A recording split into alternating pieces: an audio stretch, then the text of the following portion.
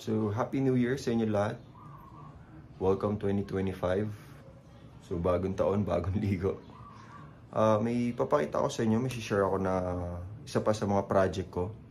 Hanggang ngayon, di pa rin siya tapos kasi from time to time kasi may mga nilalagay pa ako, may mga kinakabit ako. Ano siya? 2-stroke na 3 wheels. So, rare siya dito sa Pinas. Hindi ganun karami yung meron. Tsaka yung stock niya is medyo pricey. I mean, yung all stock na ganito, medyo pricey. Actually, dalawa tong scooter ko na to. Yung isa, nasa Hawaii na. Napadala ko last year, 2024. So, ito, pakita ko sa inyo kung itsura niya.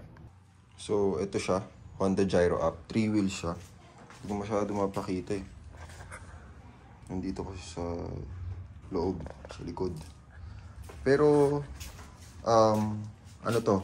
1980, tama ba? Hindi, 1985 lumabas tong Gyro Up, yung unang-una. Ito, 1985 to eh. Tapos, dinecals ko lang ng, ng second gen. Yung first gen niya kasi, 1985 up until 1990. So, 5 years yung first gen. Tapos, yung second gen, 1990 up until 1999.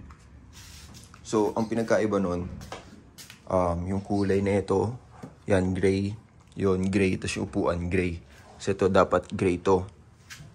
Tapos, yung third gen, yung pinakahuli, na 2-stroke, is 2000 up until 2007.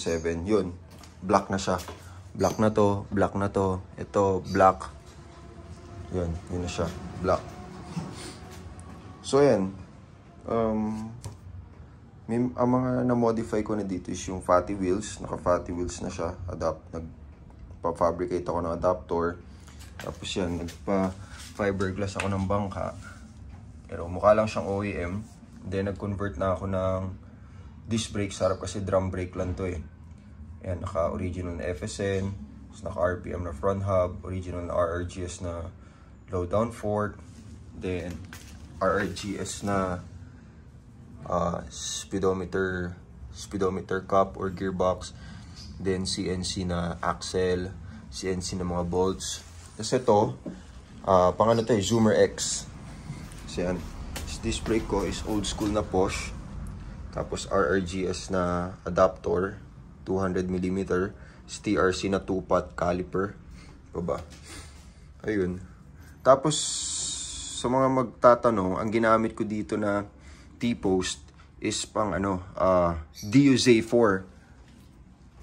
Yan siya. Tapos, naka-urig na Honda na handguard. Tapos, pang Honda, kalimutan ko pang anong Honda to eh, na Brake Master. Yan. Tapos, may mga brand new rin ako na Honda na parts na binil dito. Tulad nito. Urig na brand new to. Tapos, ito, kabilaan. Urig na brand new. Kasi madalas nawawala yan eh. Tapos, taillight, signal light. Tapos ito, paparating pa lang galing Japan. Brand new urig na Honda din. So, yan siya. Tapos ito, Japan surplus. Rare to. Itong takip na to. Alis kakakuha ko lang.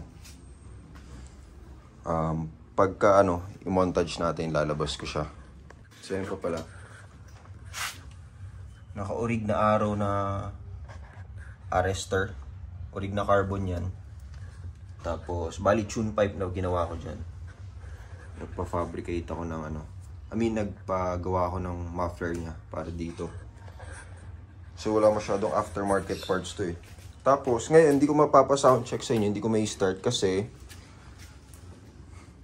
ito yung handbrake niya. Hindi na siya under. Tapos, kinalas ko kasi yung black dahil, yan. Originally kasi meron akong 70cc na Malossi, specifically made para dito talaga sa Gyro Up. Kaso, inawitan nung nakabili nung gyro ko na puti sa Hawaii. Kaya, binenta ko na. So, ngayon, pagkatapos ng New Year, dadalhin ko to sa nagre-rebore para ipa-rebore siya ng 0.5 para maging single ring. So, original nakita ko to. Yan siya. Tapos, gusto ko sana i-big carb. Kaso problema kasi, pag nag-big carb ka dito, sabit dito sa bed niya, ayoko namang itaas, maglagay na spacer. So, maghahanap ako ng carb na maliit lang. Baka yung Walbro gamitin ko para parang stock lang siya. Hindi na kailangan mag-angat na ito. So, yun siya. Rig na kita ako. Single ring. Ito, makikita nyo may catalog ako dito. Ito mo, gano'n ko sa yung hapon. Kasi sarap niyang gamitin, promise. Ayan o. Tuntua siya. Ay. Shoutout kay boss. Ewan, boy pa yan. Pero siguro matanda na ngayon yan. Ayan siya. Ganyan yung itsura niya pag all stock. Naka drum brake na G's yung harap. 8 yung likod. So ngayon, 10-10 na yung akin. Ito, last gen na to. Ito yung mga 2000 to 2007. Pakamahal niyang upuan na yan pag binili mo sa Japan. Ang brand new niyan, nasa ano? Kano to? Last na check ko, nasa 30 eh. 30 na tama, 30 yan. Yan o. Butas-butas niya. Yan, buksan natin.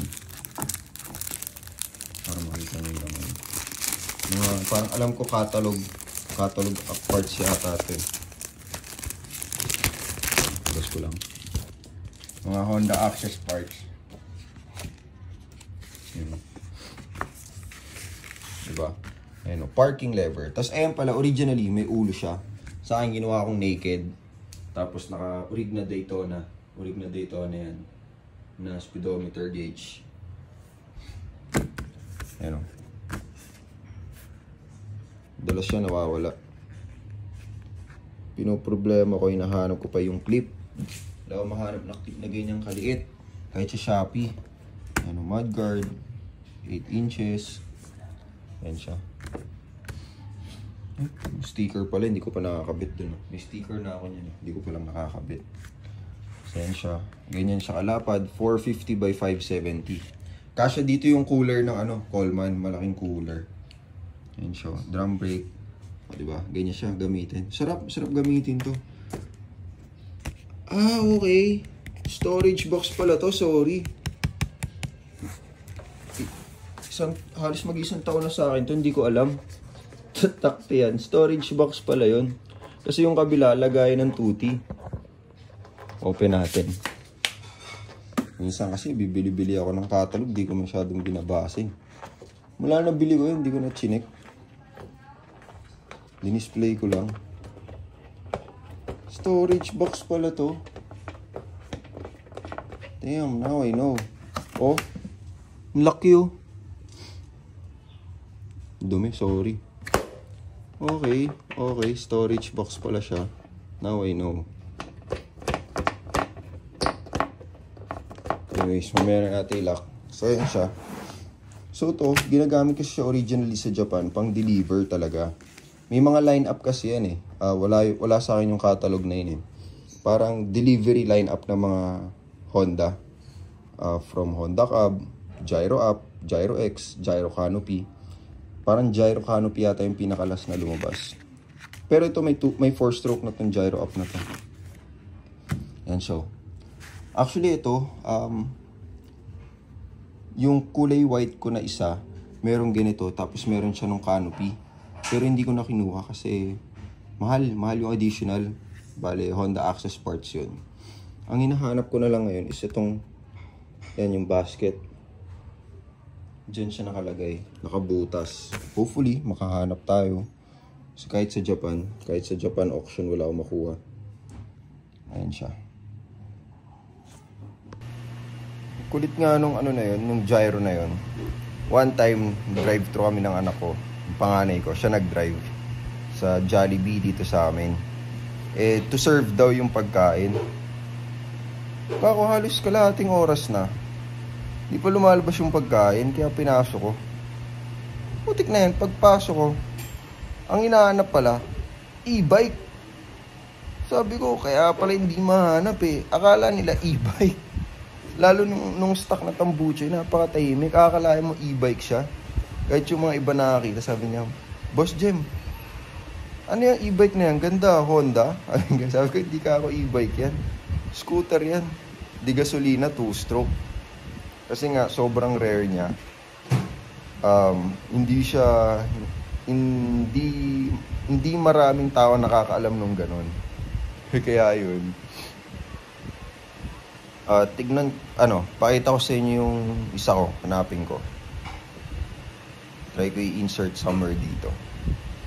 Wala na akong mahanap nung picture nung isa kong gyro up na nasa ibang bansa na eh. Pero, ito may nakita ko. Ganito itsura niya. Ito. Check nyo.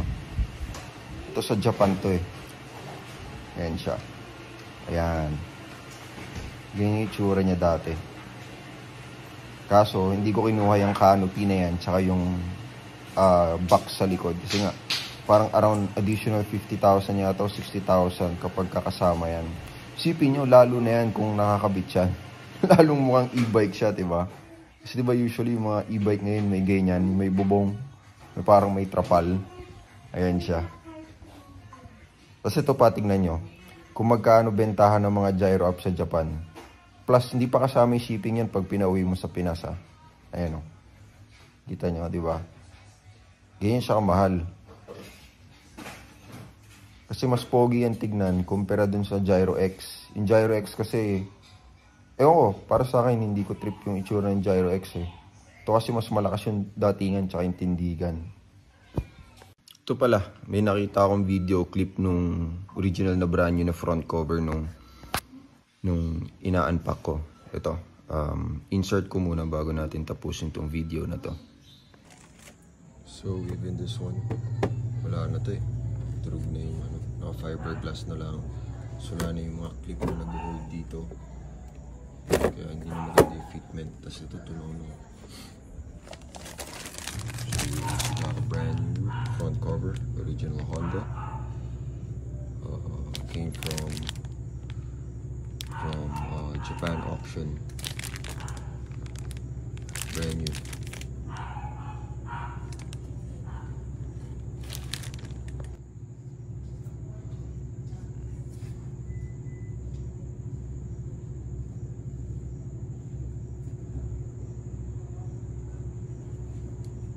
So, ito yung nawawala or putol na dito. Kaya hindi na maganda yung fitment niya.